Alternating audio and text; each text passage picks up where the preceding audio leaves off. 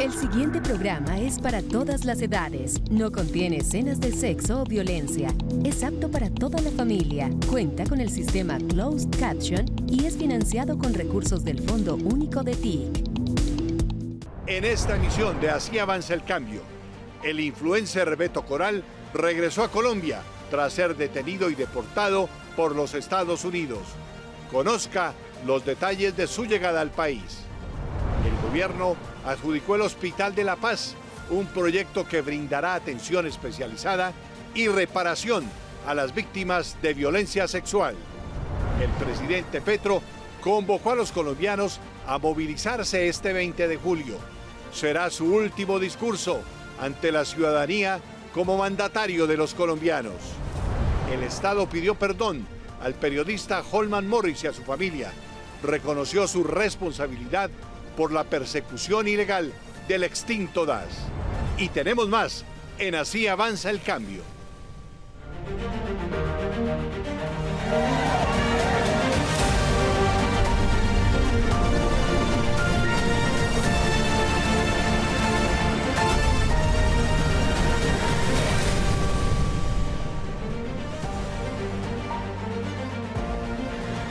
Bienvenidos, gracias por acompañarnos una vez más en Así Avanza el Cambio. Nos alegra que estén con nosotros para conocer las noticias y los hechos más importantes que marcaron la agenda del país. Beto, Colombia es tu casa. El activista, influenciador y excandidato del Congreso Beto Coral ya se encuentra en Colombia luego de ser deportado por el gobierno de los Estados Unidos. Su regreso se produjo un mes después de haber sido detenido por orden del secretario de Estado norteamericano, pese a tener en trámite una solicitud de asilo político. Con abrazos, lágrimas y el alivio de volver a casa, 73 colombianos llegaron al Aeropuerto Internacional El Dorado en un vuelo humanitario procedente de Estados Unidos. Entre los pasajeros viajaban 16 mujeres, 46 hombres y 11 menores de edad, quienes fueron recibidos bajo un protocolo de atención integral liderado por la Cancillería y Migración Colombia. Hemos realizado más de 78 vuelos de la Fuerza Aeroespacial para traer a estas colombianos y colombianas y niños y niñas indocumentados de una manera digna, sin esposas, sin cadenas, porque no hemos considerado nunca que son delincuentes. Nuestro enfoque de migración es totalmente en el marco de los derechos humanos. Entre los connacionales retornados se encontraba Beto Coral, quien permanecía bajo custodia de las autoridades migratorias de los Estados Unidos desde el pasado 16 de junio.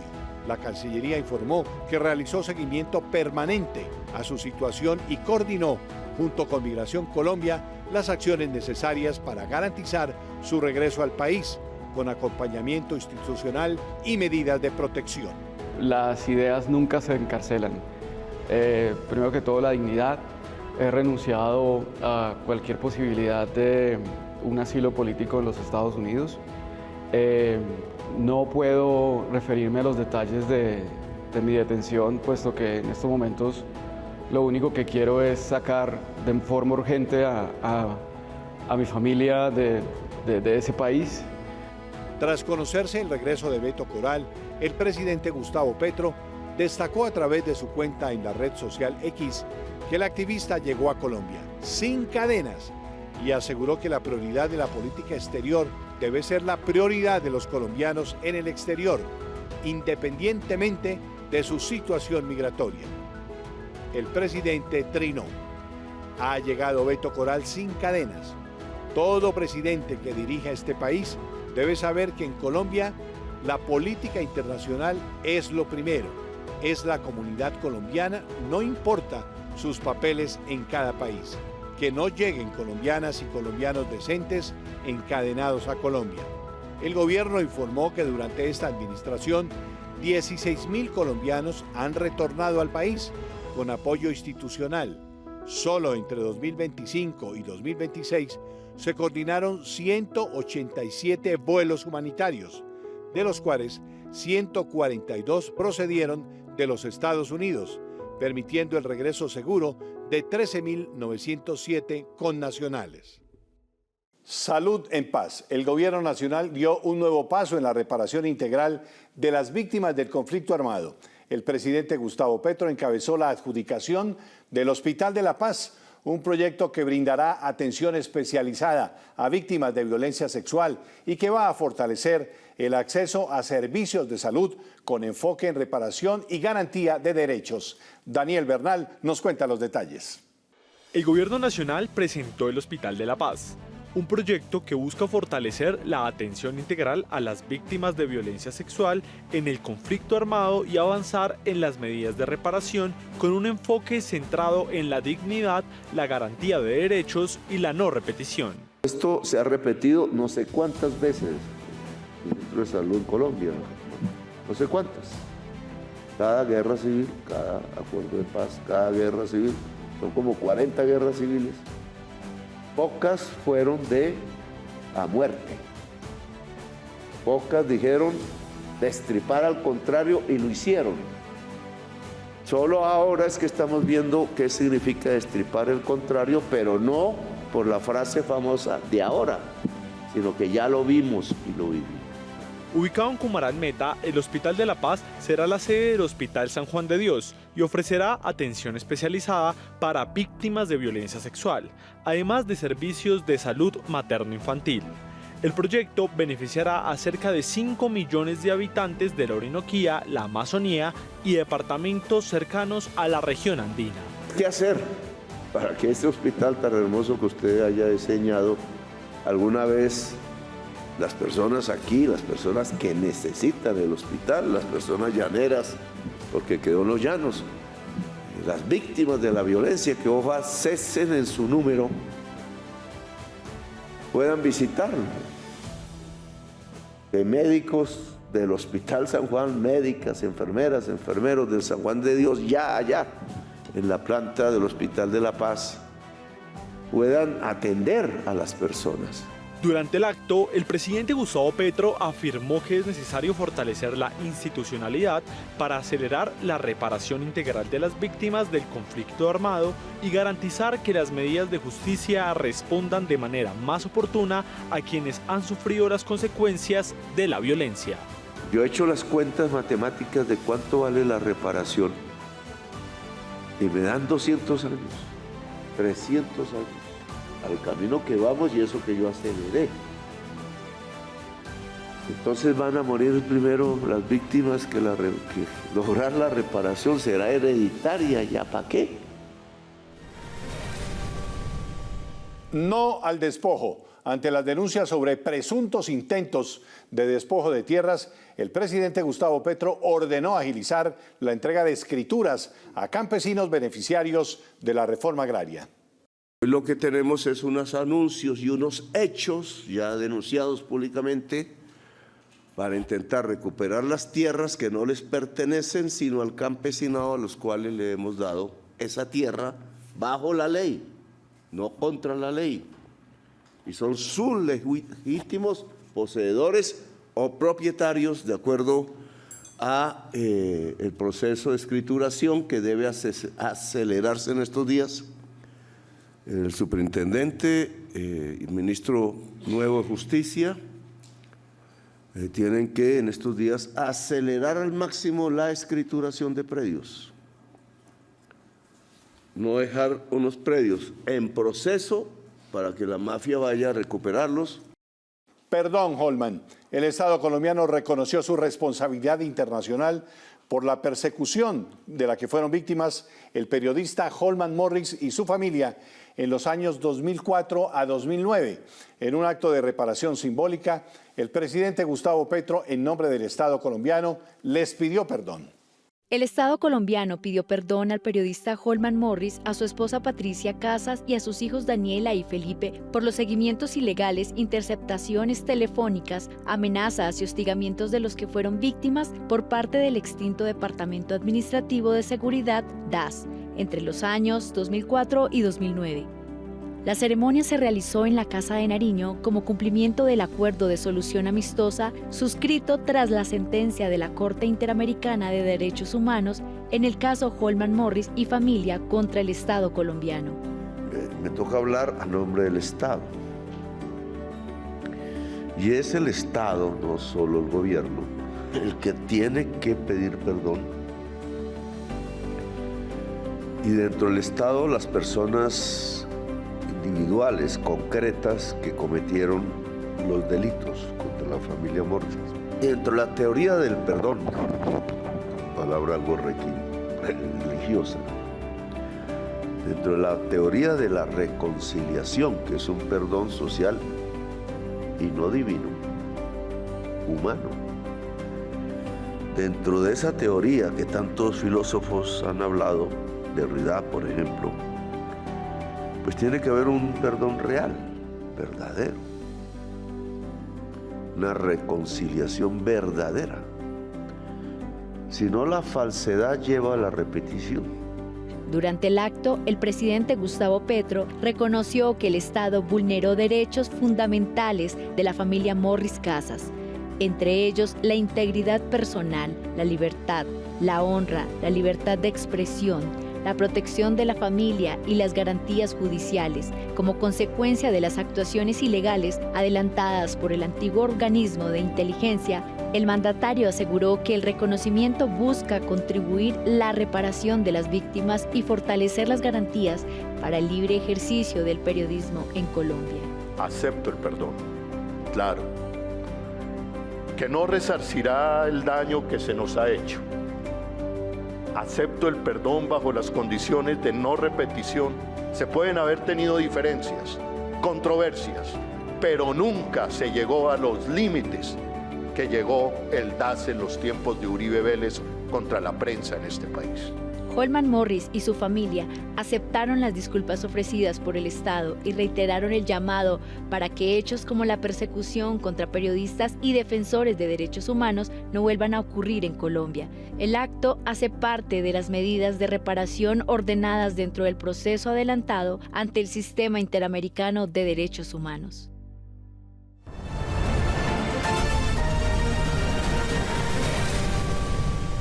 Un grito de independencia.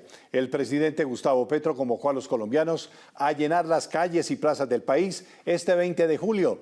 La invitación coincide con la celebración del grito de independencia y busca respaldar las reformas sociales, además de acompañar el que será su último discurso ante la ciudadanía como mandatario de los colombianos. A través de sus redes sociales, el presidente Gustavo Petro invitó a la ciudadanía a participar en las movilizaciones convocadas para este 20 de julio, fecha en la que se conmemora el Grito de Independencia. En su mensaje, el mandatario llamó a congregarse en las plazas públicas del país para expresar su respaldo a las reformas sociales que impulsa su gobierno. La jornada también coincidirá con la instalación del nuevo periodo de sesiones del Congreso, y con la que será el último discurso del presidente Gustavo Petro ante la ciudadanía como jefe de Estado durante la conmemoración del 20 de julio. El gobierno ha señalado que la convocatoria busca promover la participación ciudadana en defensa de las reformas sociales y de las iniciativas que, según el Ejecutivo, busca ampliar derechos y fortalecer la justicia social. Las autoridades adelantan los preparativos para garantizar el desarrollo de las actividades conmemorativas y de las movilizaciones previstas en distintas ciudades del país, en una jornada que combinará los actos oficiales por la independencia con las manifestaciones ciudadanas convocadas por ese día. No al fracking. El gobierno del cambio anunció que este 20 de julio radicará ante el Congreso un proyecto de ley para prohibir el fracking en Colombia. El gobierno del presidente Gustavo Petro anunció que el próximo 20 de julio radicará ante el nuevo Congreso un proyecto de ley para prohibir el fracking en Colombia. La iniciativa será presentada por los ministerios de Minas y Energía y de Ambiente y Desarrollo Sostenible para proteger el agua, la vida y los ecosistemas con base en evidencia científica sobre los riesgos ambientales, sociales y para la salud pública asociados a esta técnica de extracción de hidrocarburos. Porque aquí vendieron que el fracking es la solución. Ya tuvieron gobiernos pagados incluso por empresas petroleras y fracasaron en el intento, lo volverán a fracasar. Este proyecto recoge la posición que ha mantenido el gobierno frente a esta técnica de extracción de hidrocarburos. El Ministerio de Minas y Energía sostiene que el fracking representa un peligro para el ambiente y los recursos hídricos. Por eso es necesario concentrar las políticas en pro de la preservación del medio ambiente. Y nosotros vamos a movilizarnos y hacer todo lo que sea posible para que no destruyan nuestro medio ambiente, porque no solamente es el fracking, sino también la megaminería en el páramo de Santurbán y en otras partes donde seguramente nos tocará organizarnos y movilizarnos. La erradicación del proyecto de ley antifracking marcará una de las últimas iniciativas legislativas del gobierno del presidente Gustavo Petro. Su discusión y eventual aprobación quedarán en manos del nuevo Congreso, que deberá definir el futuro de la propuesta para prohibir definitivamente esta técnica de extracción de hidrocarburos en Colombia.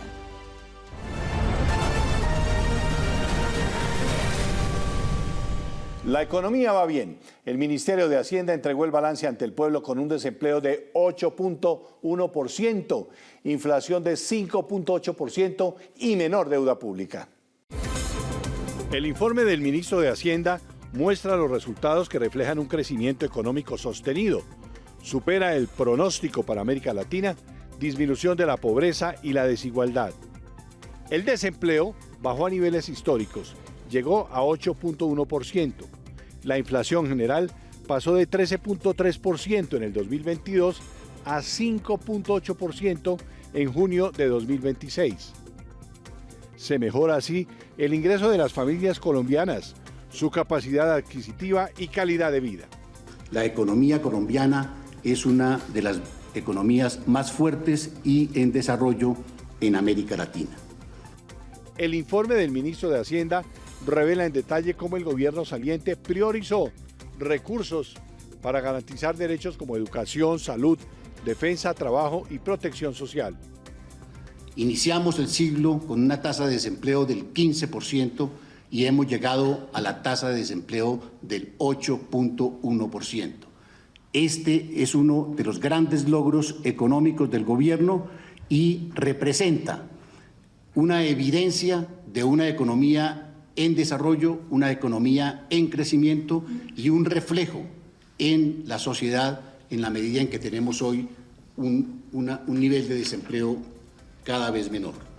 La transición económica disminuyó la dependencia de sectores extractivistas y con bajo aporte al empleo y potenció otros sectores, como sucedió con el sector de la agricultura, ganadería, arte y entretenimiento, actividades financieras e inmobiliarias y en administración pública, educación y salud.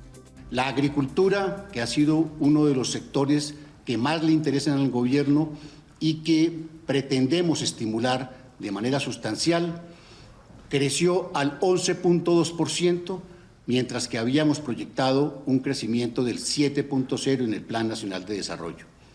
Las actividades financieras crecieron al 13.1% y había sido proyectado el 8.1%. La administración pública y la educación y salud crecieron al 14.1% y se había proyectado el 10.8%. El salario mínimo vital que establece la Constitución garantiza una vida digna al trabajador y su núcleo familiar. Mejoró notablemente la capacidad adquisitiva del salario mínimo y la calidad de vida de millones de hogares colombianos. Por eso, los salarios reales crecieron entre un 30% y esta es una de las grandes satisfacciones del gobierno cuando se estableció fundamentalmente la política del salario vital. Durante el gobierno se ha registrado la tasa de desempleo más baja del siglo. En materia de deuda externa, al cierre de 2025, la deuda neta del Gobierno Nacional Central se redujo 2.2 puntos porcentuales del PIB frente a 2020. La estrategia permitió estabilizar el crecimiento nominal de la deuda bruta en línea con gobiernos anteriores. Pasó así de 76.97% en el gobierno Duque a 43.97% bajo la actual administración. Además, se canceló la deuda adquirida por el gobierno anterior con el Fondo Monetario Internacional. Recibimos, cuando iniciamos el gobierno, un crédito con el Fondo Monetario Internacional, conocido como la línea de crédito flexible por $5.600 millones, que fue atendida como todas las responsabilidades que tiene el Estado colombiano en materia de deuda externa, pero con la inmensa dificultad de que este crédito fue contratado a muy corto plazo y debía ser cubierto en los años del actual gobierno. Aunque la economía mostró un crecimiento sostenido y un balance favorable pese a que no se materializaron reformas esenciales, la crisis del país se sostiene y la negativa del Congreso a aprobar incrementos presupuestales y 2 proyectos de ley de financiamiento obligan al Gobierno Nacional a presentar un nuevo proyecto de ley este 20 de julio. El gobierno cierra con un balance favorable, mejoras sustanciales en la realidad de sectores vulnerables y mantiene algunos desafíos que tendrán que ser asumidos con seriedad por el gobierno entrante. Hemos tenido que atender en materia de subsidios de energía y gas, subsidios que en el 2022 estaban en 3.9 billones y que han llegado a 7 billones de pesos en el año 26, para un total de 26.7 billones de pesos. Ojalá en concordancia con los avances sociales, la reforma agraria y una agenda pública orientada a mejorar la redistribución de los recursos del Estado para cerrar la brecha de la desigualdad y superar la injusticia social en Colombia. El Ministerio de Defensa Nacional presentó el balance final de la gestión del gobierno y aseguró que los principales resultados se concentraron en la ofensiva contra los grupos armados, la lucha contra el narcotráfico, la reducción de delitos como el secuestro y el fortalecimiento de las capacidades de la fuerza pública. El Ministerio de Defensa, en su gestión del gobierno, reportó que durante el cuatrenio se combatió en un 52% al Clan del Golfo, en un 39% a las disidencias de las FARC y en un 9% al ELN. En total reportó 1.650 combates, 24 bombardeos y una reducción del 71% en las quejas por presuntas violaciones de los derechos humanos. También hemos empleado incluso bombardeos. 24 con 0 daños colaterales. Aunque hemos tenido 1.650 combates y hemos neutralizado todos esos criminales que mencioné anteriormente, significa también un respeto irrestricto por los derechos humanos. Se ha reducido en 71% las quejas por derechos humanos y derecho internacional humanitario. En la lucha contra el narcotráfico, el ministerio registró la incautación de más de 3.000 toneladas de drogas, el desmantelamiento de un laboratorio para el procesamiento de estupefacientes cada 50 minutos, la reducción de cerca de 9.000 hectáreas de cultivos de coca durante los últimos meses y una meta de sustitución de 40.000 hectáreas. Además, informó que el 60% de las drogas incautadas a nivel mundial provienen de operaciones apoyadas por la inteligencia colombiana. Eso equivale a la suma de los 3 gobiernos anteriores. Cada 50 minutos se destruye un laboratorio de procesamiento de drogas. Es más, en ese mismo proceso incluso han intentado quemar vivos a nuestros militares. El balance también reporta resultados en materia de seguridad ciudadana. La tasa de homicidios se mantiene entre las más bajas del siglo, con reducciones de 34% en Córdoba, 19% en Antioquia, 14% en Caldas, 24% en Chocó y 34% en Nariño. En secuestro se dio una reducción del 26% frente al año anterior. 261 secuestrados capturados, 50 personas rescatadas, 69 liberadas y la prevención del pago de 38.000 millones de pesos en extorsiones y secuestros. Del año pasado frente a este se ha reducido en 26% en el mismo periodo. De las 150 víctimas de secuestro, 12 se han liberado por presión, 50 rescatados, aún permanecen 15 en cautiverio, 4 se fugaron y 69 fueron liberados. Ninguno ha muerto en cautiverio. Pero también es cierto que hemos capturado a 261 secuestradores. En fortalecimiento institucional se estructuró un plan de inversión por 45,6 billones de pesos, de los cuales 3,6 billones corresponden a vigencias futuras para proyectos estratégicos. Además, el pie de fuerza aumentó en un 10,6%. Se incorporaron 11.366 soldados profesionales y la bonificación para quienes prestan el servicio militar pasó de 300.000 pesos a un salario mínimo mensual. Podemos ver en esta gráfica que es el presupuesto más alto de la historia del sector defensa.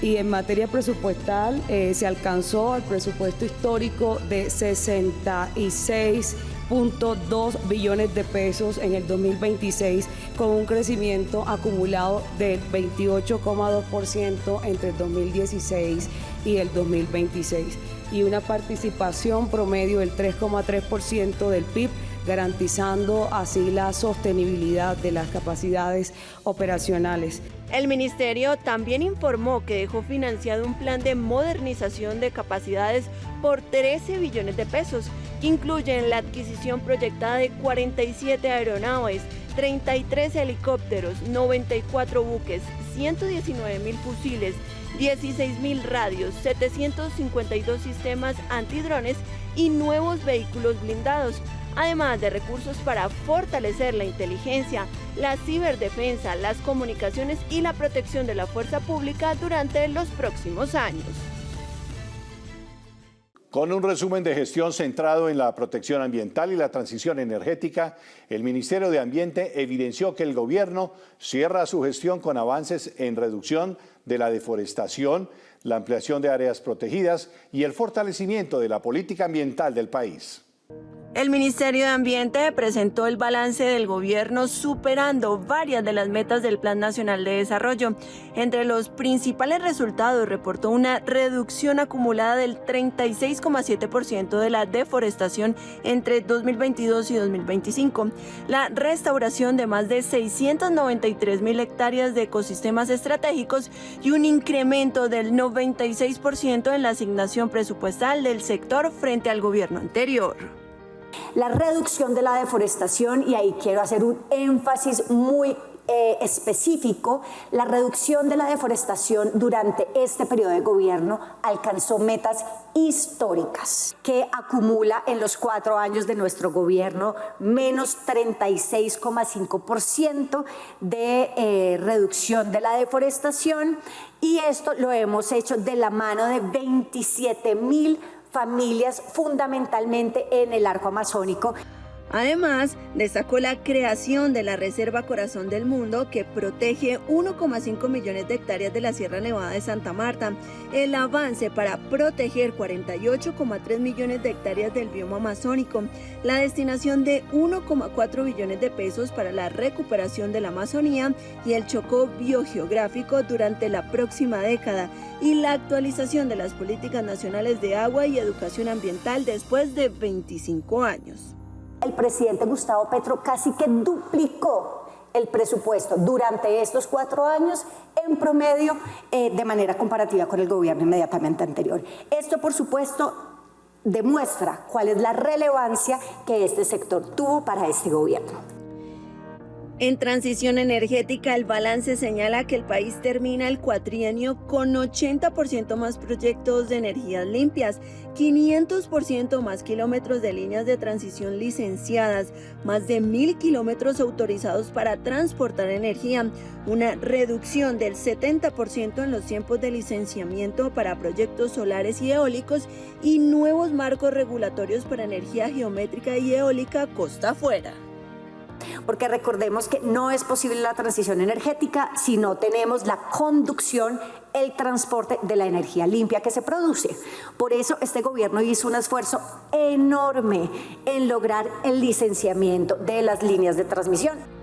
Asimismo, Parques Nacionales reportó 400.000 nuevas hectáreas incorporadas al sistema de áreas protegidas, 72.000 áreas restauradas, 130 predios saneados, 97,4% de las áreas protegidas en buen estado de conservación, 8 millones de visitantes y 1.750 acuerdos de conservación con comunidades.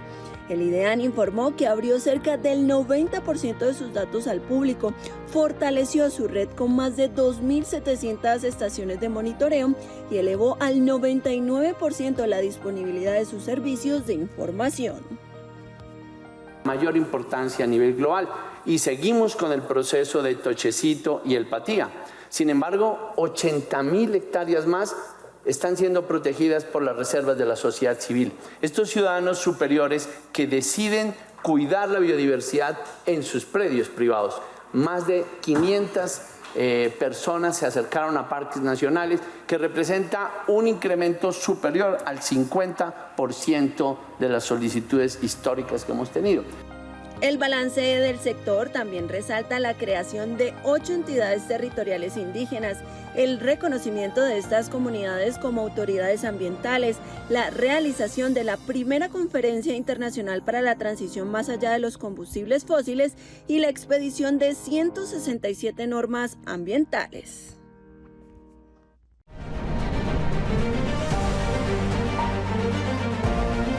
La Agencia Nacional de Tierras respondió a la denuncia penal instaurada por el Comité de Empalme del gobierno del presidente electo Abelardo de la Espriella contra el gobierno suscrito con la Sociedad de Activos Especiales por 500.000 millones de pesos. Si hay una actuación de la que me siento profundamente orgulloso al frente de la Agencia Nacional de Tierras es de quitarle tierra a la mafia y entregársela a los campesinos del país. El convenio con la SAE no solamente ha sido un convenio auditado jurídicamente, fiscalmente, sino que además reviste las condiciones y de las garantías constitucionales y legales para manifestar su eficacia y la operatividad que ha dado por fin tierra a los más pobres de Colombia.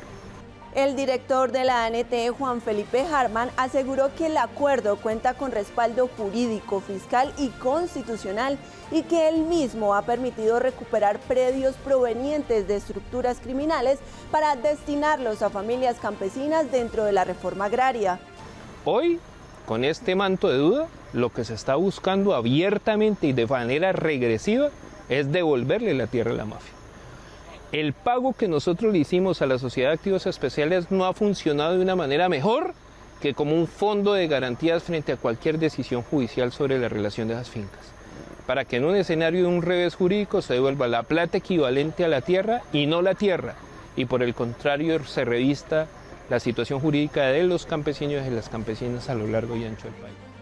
Harman explicó además que los recursos transferidos a la SAE no corresponden al pago por los predios, sino que funcionan como un fondo de garantía para responder ante eventuales decisiones judiciales sobre estos bienes. Y yo sí quiero decirle al nuevo gobierno que fije una posición. ¿Realmente le quieren devolver la tierra a la mafia? ¿Realmente quieren deshacer el sinnúmero de compromisos en el que nosotros recuperamos los activos de los traquetos de este país? Esa es la pregunta que dejo en el aire y que es muy importante que fijen una postura clara y concreta, porque estos ataques al convenio no son otra cosa que una ofensa a los campesinos y campesinas de Colombia. Señaló que si un juez ordena la reversión de la propiedad de un inmueble, se devuelve el equivalente en dinero y no la tierra, con el propósito de preservar la seguridad jurídica de las familias campesinas beneficiarias de la reforma agraria.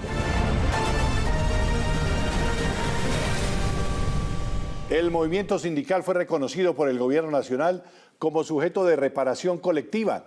La medida busca garantizar acciones de memoria, justicia, protección y no repetición para las víctimas en décadas de violencia. El gobierno del presidente Gustavo Petro expidió el decreto 0650 de 2026, mediante el cual reconoce al movimiento sindical como sujeto de reparación colectiva y crea una ruta para garantizar medidas de memoria, protección, justicia y garantías de no repetición frente a la violencia de la que ha sido víctima durante décadas. La norma compromete a las entidades del Estado a implementar acciones y destinar recursos para reparar los daños ocasionados por la persecución contra organizaciones y dirigentes sindicales. Es un acto de justicia reconocer al movimiento sindical como sujeto de reparación y que la reparación es una condición sine qua non para garantizar no solo verdad, justicia, sino sobre todo para que no se repita esta horrible noche contra los trabajadores de Colombia. De acuerdo con cifras citadas por el Ministerio del Trabajo, entre 1971 y 2024 se documentaron más de 15.300 violaciones a los derechos humanos contra integrantes del movimiento sindical, entre ellas el asesinato de más de 3.200 sindicalistas de los cuales 955 eran líderes. Si estamos reconociendo al movimiento sindical como sujeto de reparación colectiva es porque reconocemos una persistente acción de violencia contra el sindicalismo colombiano, que ha sido una violencia en respuesta de los sectores del establecimiento político y económico del país por lo menos 3 razones. Primero, porque el movimiento sindical se atrevió a desafiar el poder establecido. La cartera también advirtió que cerca del 78% de estos homicidios permanecen sin esclarecer, situación que, según el gobierno, evidencia la necesidad de avanzar en medidas de verdad, justicia y reparación. El decreto contempla el fortalecimiento de los esquemas de protección para líderes sindicales con enfoque diferencial para mujeres, comunidades étnicas y trabajadores de los territorios con mayor riesgo. Además, busca garantizar el derecho de asociación y evitar que las violaciones contra el movimiento sindical vuelvan a repetirse. Las cifras no mienten. El trabajo doméstico y de cuidado no remunerado tuvo un peso económico histórico en nuestro país. Según el DANE, estas labores representaron cerca del 20% del Producto Interno Bruto del país. Conozca los detalles. Cuidar a los niños, atender a los adultos mayores, preparar alimentos, limpiar la vivienda o administrar el hogar son actividades que, aunque no siempre reciben una remuneración económica, tienen un importante valor para la economía nacional. De acuerdo con la cuenta satélite de economía del ciudadano del DANE, durante 2024, el trabajo doméstico y de cuidado no remunerado alcanzó un valor de 340.5 billones de pesos, equivalentes al 19,9% del PIB colombiano. La valoración económica del trabajo del cuidado y el trabajo doméstico no remunerado, que alcanza a 340.463 billones de pesos, está por encima de lo que pesa o lo que equivale ese valor de comercio, transporte, alojamiento y servicios de comida, que alcanza 318.029 billones de pesos, que está a su vez por encima de la Administración Pública y Defensa, Educación y Salud, rubro que equivale a 259.188 billones de pesos. El informe revela además una marcada diferencia entre hombres y mujeres. Del valor total de estas actividades, las mujeres aportaron 213.4 billones de pesos, equivalentes al 73,8%, mientras que los hombres contribuyeron con 75,7 billones, es decir, el 26,2%. La brecha también se refleja en el tiempo dedicado a estas labores. En 2024 se registraron más de 44.000 millones de horas de trabajo doméstico y de cuidado no remunerado. De este total, el 75,9% fue realizado por mujeres y el 24,1% por hombres. Entre las actividades que concentraron más horas estuvieron el suministro de alimentos con el 36,3%, la limpieza, mantenimiento y reparación del hogar con el 25,9% y el cuidado y apoyo a otros integrantes de la familia con el 14,4%. Es muy importante tener en cuenta que las cuentas nacionales de transferencia nos muestran que los años con superávit económico para las mujeres son de 9 años en el mercado laboral, una edad de superávit que va entre los 34 y 42 años en 2024. Mientras que si acumuláramos el trabajo de mercado y este trabajo doméstico no remunerado, tendríamos un total de 26 años para las mujeres y una edad superavitaria que se ampliaría de los 26 a los 51 años. El DANE también identificó diferencias según el tipo de hogar. Los hogares conformados por padres e hijos concentraron la mayor cantidad de trabajo doméstico y de cuidado no remunerado, con el 37,9% del total registrado en el país. En estos hogares, las mujeres realizaron 3 de cada 4 horas dedicadas a estas actividades.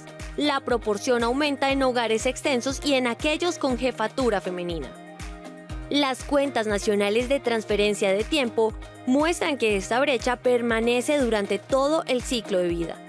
En promedio, durante el 2024, las mujeres dedicaron 23,5 horas semanales al trabajo doméstico y de cuidado no remunerado, mientras que los hombres destinaron 8,6 horas. El DANE señaló que estas mediciones permiten reconocer el aporte económico y social de actividades fundamentales para el bienestar de los hogares y el sostenimiento de la población. Santa Marta, una prioridad del presidente Petro. El gobierno nacional entregó en la capital del Magdalena la rehabilitación de una estación clave para el sistema de aguas residuales de la ciudad.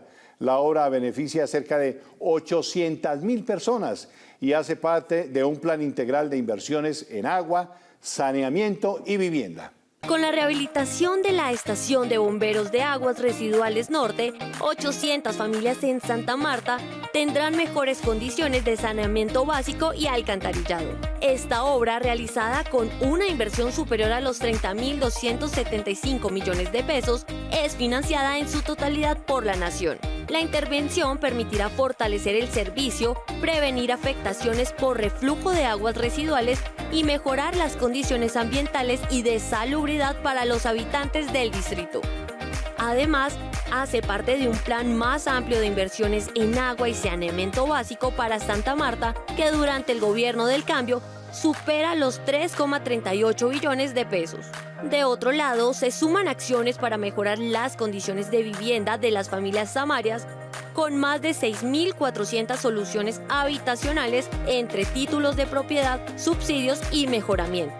Más que una obra de infraestructura, es una intervención que busca garantizar servicios esenciales y mejorar la calidad de vida de las familias de Santa Marta.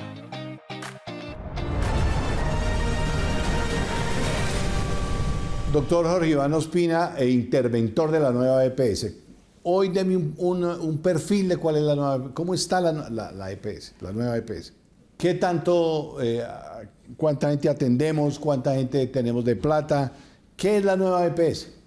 Es una entidad que tiene 11.400.000 usuarios y que debe velar para que esas personas tengan una atención en salud de manera oportuna, suficiente, donde se garantice el derecho a la salud, que es garantizar el derecho a la vida.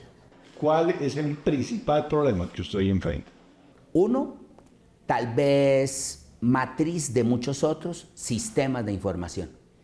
Es imposible que desde el 2008, cuando fue construida esta empresa, al 2026 no disponga de un sistema de información muy robusto que posibilita registrar a cada uno de nuestros usuarios y que permita conocer sus riesgos en salud y la atención que se le presta, que permita tener a más de 3.800 proveedores de servicios de salud que tenemos de diferentes complejidades, desde un centro de salud hasta un hospital muy avanzado, desde un proveedor de medicamentos hasta un proveedor de material de osteosíntesis, y que posibilite el cargue en línea de esos servicios prestados para yo gestionar adecuadamente el riesgo de cada uno de mis usuarios y tener contención en el gasto en cada uno de mis proveedores. O sea, que sistematizar la atención. Significaría que una empresa de esta magnitud, que maneja más de 26 billones de pesos anualmente y que tiene una población tan robusta, debería tener un sistema de información tan fuerte como lo puede ser el de la DIAN o del banco más importante de Colombia. Lo que ha ocurrido es que han dejado pasar el tiempo, no se ha desarrollado esa tecnología en casa y por tanto se tiene tercerizado, y se tiene tercerizado por segmentos. Ese es un principal problema de la nueva EPS. La deuda de la EPS así de a cuento, doctor. Bien, motivo de ese problema de sistemas de información, se ha desarrollado durante vigencias anteriores una acción con nuestros proveedores de salud no adecuada. Se ha contratado doblemente un servicio, se tienen servicios capitados y por evento a tarifas muy elevadas, se tiene no control suficiente sobre el proveedor pertinente. Y en algún momento, como se prestaban muchos servicios y no habían cómo pagarlos, hicieron una negación del problema, dejaron acumular facturas que solamente ahora visibilizamos, evidenciamos que los servicios se prestaron y representa el déficit que tiene la nueva EPS. ¿Qué tanto se robaron la nueva EPS? ¿Qué tanto la corrupción permeó la nueva EPS? Sí, ha existido, se ha venido limpiando la entidad, pero yo no dudo que todavía hayan por ahí gusanitos en esas prácticas inapropiadas, corruptas y criminales. ¿Y cómo llega? Por ejemplo, un proveedor del servicio no se le ha pagado durante 300 días una factura. Se consigue una intermediación con la entidad, le cobran una comisión por agilizar esa factura y ahí hay un hecho corrupto. Otro hecho corrupto, alguien quiere ser proveedor de servicios de la nueva EPS. Dicha vinculación no se hace en una calificación extrema de la calidad que presta, sino que paga un recursito para que sea vinculado. O algunas peores, una entidad puede crear facturas de papel por servicios no prestados para que la entidad las pague. Todo ese tipo de situaciones anómalas necesita un sistema de información, un control social, un cuerpo ético muy fuerte para que no ocurran, porque desafortunadamente es el dinero de la salud el que se pierde. Hubo gran corrupción, grandes políticos metidos ahí en eso. Existió, ese es otro problema muy grave. Yo diría que desde los años 2005, 2004, 2003, decidieron en la transición del Seguro Social a la creación de la nueva EPS una participación política activa. Y esa participación política activa generó que seguramente muchos de la red de servicios respondía a tener una afiliación de orden político. No respondía a que la única afiliación que se debe tener en salud es la garantía de calidad. Eso no dudo que haya ocurrido. Y creo que por el presidente Petro se ha venido superando en la medida en que se entiende que los servicios de la salud protegen la vida y por tanto no pueden tener interferencia de ningún orden. Doctor Iván, ¿cómo la entrega ahorita ya en este cambio de gobierno? Bueno, nosotros no podemos resolver todos los temas en escasos 3 meses de gestión, pero dejamos unas grandes avenidas que nos parece fundamental. Una de las avenidas, poniendo en orden la situación financiera de la nueva EPS, entregando los estados financieros del 2023, 2024 y entregaremos antes de terminar julio del 2025 y en los primeros días de agosto el primer semestre del 2026. Pero adicionalmente, la reorganización de la red de servicios. No queremos una red de servicios que responda a altísimos costos sin garantía de calidad y que responda a un interés particular. El único interés al que debe responder la red prestadora de servicios es a servicios de salud de altísima calidad para nuestros usuarios. Y lo tercero es la construcción de la nota técnica. Esto es un poco difícil de que no lo comprendan, pero voy a tratar de explicar. Los problemas de salud de la comunidad del Chocó no son los problemas de salud de la comunidad de Bogotá. Los de la comunidad de Bogotá no se parecen en nada a la comunidad de La Guajira. Y los problemas de la comunidad de La Guajira no son para nada parecidos a la comunidad de Nariño. Eso significa que tenemos que tener estudios, el perfil epidemiológico de nuestra comunidad, que deriva de patrones étnicos, socioculturales, demográficos, poblacionales, para que de esa forma usted contrate la red de servicios y planifique la atención en salud. Una tarea fundamental que se está desarrollando es diseñando la nota técnica por departamentos para contratar lo que efectivamente se necesita. Voy a volverlo a explicar. Hay cierto tipo de enfermedades que están más prevalentes en la comunidad afrodescendiente. Por tanto, la red de servicios que se necesita en esa comunidad es diferente a cierto tipo de patologías que se pueden vivir en las poblaciones del Caribe o que dependen de patrones alimentarios, como puede ocurrir en el consumo de carne en las poblaciones llaneras. Eso hace que usted diseñe el servicio de acuerdo a la población, pero adicionalmente que se contrate de acuerdo a ese tipo de prestador de servicio. Eso creo que es una escala muy importante que tienen que tener las empresas promotoras de salud. ¿La deuda asciende a cuánto? Nosotros estamos en el orden de los 11 billones de pesos, 50.7% de esa deuda corresponde al Estado colombiano, 49.3% de esa deuda corresponde a las cajas de compensación.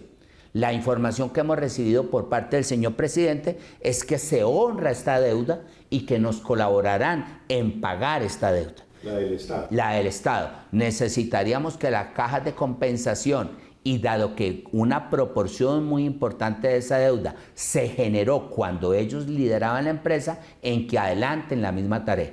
Y explicar que el pago también compromete a los prestadores de servicio. Por tanto, en esta reestructuración de pasivos, reestructuración de nuestras cuentas por pagar, queremos que los prestadores de servicio también nos descuenten recursos para efectivamente poder saldar estas deudas y poder aforar un presupuesto muy importante en el sistema de información que carece la empresa. ¿Se puede conciliar, llegar a conciliar? Sí, claro, claro. A pesar de que nosotros tenemos embargos, los proveedores son conscientes que todos debemos de poner para poder salvar a la nueva EPS, porque salvarla a la nueva EPS es salvar el 30% del sistema. ¿Cómo están y vamos a mejorar los servicios para la gente, que es lo que al final importa? En franca mejoría, pero hay lugares donde tenemos dificultades realmente importantes. En el Cesar todavía no hemos estabilizado la entrega de medicamentos. En algunos otros sitios, prestadores de servicio de salud muy importante, hoy nos han cerrado los servicios, específicamente entidades de carácter privado. Y en las empresas de carácter público, dígase hospitales de primero, segundo y tercer nivel, queremos, dado que muchos de ellos reciben una cápita, es decir, un recurso, queremos que adelanten más actividades con esa cápita, para lo cual adelantamos la auditoría pertinente. ¿Qué tanto podemos superar la deuda de la nueva EPS? Mira, si no hubiese existido el esfuerzo del presidente Petro, esta entidad no se salva. Pero ha existido en la exigencia para que la nueva EPS tenga mayores recursos, en la exigencia que esta EPS contrate con la red pública que es estratégica, en el compromiso del señor ministro Guillermo Alfonso Jaramillo, en las tareas de que mensualmente evalúa que todas las EPS contraten con el sector público. Eso es altamente positivo y eso funcionaría. ¿Por qué? Porque uno no puede dejar únicamente en manos de la red privada algo tan valioso como la garantía de salud y de la vida de todos nuestros ciudadanos. Por eso mantener a flote las entidades públicas es un esfuerzo estratégico que no puede ser delegado. También queremos que las entidades públicas con las que contratamos adelanten acciones mejores y de mayor calidad. Doctor Jorge Iván, muchas gracias por su tiempo. No a la ilegalidad, golpe al narcotráfico. En operaciones contra las economías criminales, la Armada Nacional incautó más de 200 kilos de cocaína en el Pacífico colombiano. Autoridades reportan capturas con fines de extradición en Medellín. La Armada Nacional evitó el ingreso de $9.4 millones a las redes del narcotráfico transnacional. Esto tras la incautación de 212 kilogramos de clorhidrato de cocaína que eran transportados en una embarcación en el Pacífico Norte. El operativo fue realizado en labores de interdicción marítima entre Estados Unidos y la Armada colombiana. El alcaloide era transportado en una lancha tripulada por 3 colombianos, donde las autoridades hallaron 210 paquetes con el alcaloide ocultos bajo la modalidad de doble fondo. De otro lado, en una operación de la Policía Nacional, en coordinación con la Fiscalía General de la Nación y la Agencia Antidrogas de Estados Unidos, DEA, fue capturado en Medellín alias Mono y notificó con fines de extradición a alias Menor, los dos sujetos requeridos por Estados Unidos por concierto para delinquir, conspiración para distribuir cocaína y tráfico internacional de estupefacientes. La información de las autoridades indicó que alias el Menor era cabecilla del grupo delincuencial Los Chivos, mientras que alias Mono administraba las finanzas y coordinaba las operaciones de narcotráfico de esta estructura.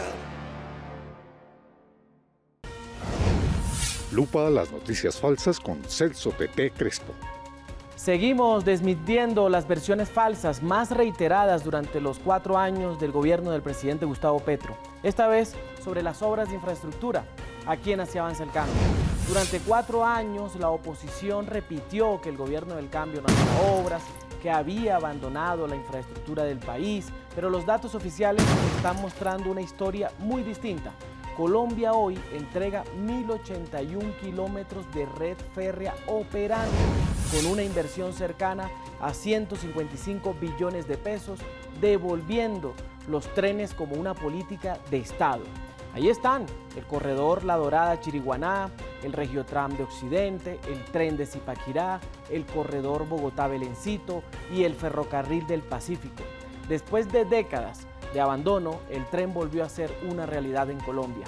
Y no fue lo único, 74 aeropuertos fueron intervenidos, 18 fueron modernizados o ampliados, se invirtieron también 7 billones de pesos en infraestructura aeroportuaria, se instalaron 7 nuevos radares para fortalecer la seguridad aérea en Colombia y solo en 2026 se destinaron 2,2 billones de pesos adicionales para este sector. Y en las carreteras también hubo resultados importantes, 323 kilómetros de vías primarias mejoradas, 1.600 kilómetros rehabilitados y mantenidos y 3.709 kilómetros de vías terciarias intervenidas, así como 8.600 kilómetros de vías regionales, de caminos ancestrales, comunitarios, recuperados para conectar a los territorios históricamente olvidados en Colombia. Pero quizá el cambio más importante fue el enfoque. La infraestructura en el gobierno del presidente Petro dejó de concentrarse únicamente en los grandes corredores económicos. Con el programa Camino Comunitarios para la Paz, por ejemplo, se invirtieron 555.000 millones de pesos, se ejecutaron 2.200 convenios y se beneficiaron 300 municipios de Colombia, llevando inversión donde durante años el Estado estaba ausente. Por eso, afirmar que el gobierno del cambio no hizo obras o abandonó la infraestructura, como lo dijeron en estos 4 años, simplemente no corresponde a estas cifras. La infraestructura amplió su alcance más bien hacia las regiones, recuperó modos de transporte olvidados y fortaleció la conectividad territorial en Colombia.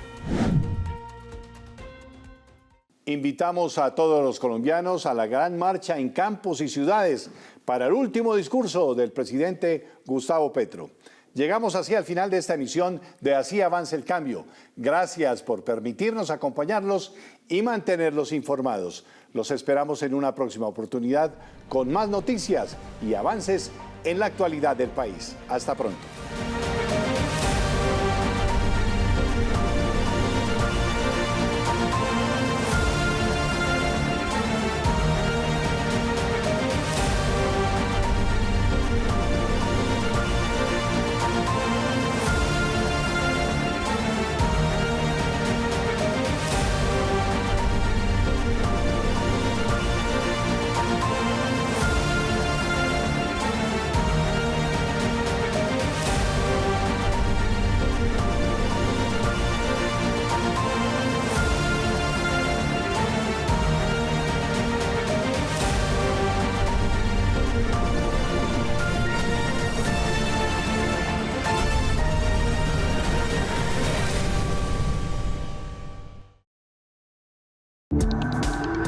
Este contenido fue financiado con recursos del Fondo Único de TIC.